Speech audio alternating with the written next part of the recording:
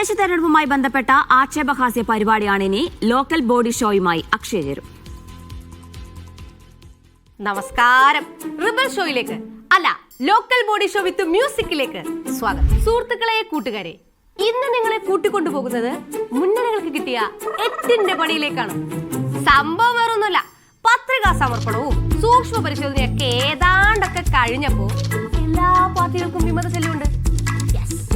വിമത അഥവാ വിമതശല്യം CPM-ന്റെ അന്വേഷിക്കും നിങ്ങൾ. കാരണം ചരിത്രത്തിൽ ആദ്യമായിട്ടാണ് CPM-ന് ഈ സംസ്ഥാനത്ത് ഇത്രയും റബലുകൾ ഉണ്ടാകുന്നത്.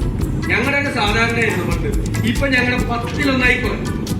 ഈ പ്രാവശ്യം 10-1 കുറഞ്ഞു. അല്ല സതീശേട്ടാ, 10-1 കുറഞ്ഞിട്ടുണ്ടെങ്കിലേ അത് വലിയ കിട്ടല, ഭയങ്കര തിരിച്ചറിവാ.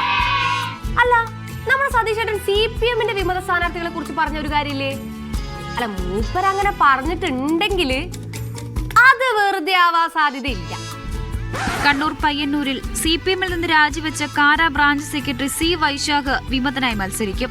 ഓ മൈ ഗോഡ്, ഇനി ആരെങ്കിലും? തിരുവനന്തപുരം കോർപ്പറേഷനിൽ വാഴോട്ടുകോണം വാർഡിൽ മുൻ ലോക്കൽ കമ്മിറ്റി അംഗം KV മോഹനൻ പാർട്ടിക്കെതിരെ മത്സരിക്കും. ഉള്ളൂരിലെ CPM വിമത സ്ഥാനാർത്ഥിയായ K ശ്രീകണ്ഠൻ നാമനിർദ്ദേശ പത്രിക സമർപ്പിച്ചു.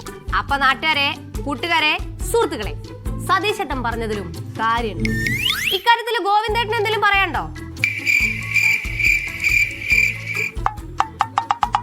അല്ല സതീശേട്ടാ, അപ്പൊ നിങ്ങളെ പാർട്ടിക്ക് വിമത സ്ഥാനാർത്ഥികൾ ഇല്ലേ?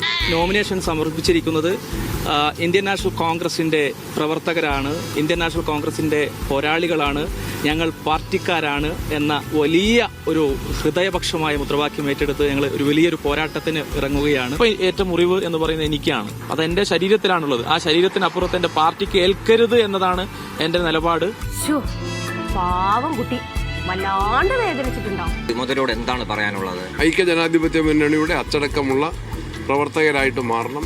മച്ചമ്പി, അത് നമുക്കിട്ടാണല്ലോ. നാമനിർദ്ദേശ പത്രിക നമ്മൾ പിൻവലിച്ചിരിക്കുകയാണ്. ജഷീർ എന്തായാലും അച്ചടക്കമുള്ള ആളാണെന്ന് തെളിയിച്ചു.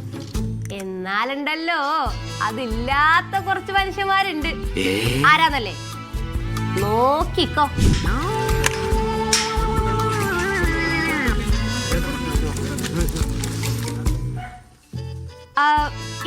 ഇക്കാര്യങ്ങളൊക്കെ പരിശോധിച്ചു വരുമ്പോ ഈ മനുഷ്യന്റെ അച്ചടക്കത്തിന്റെ കാര്യത്തിൽ ക്ഷമ വേണം.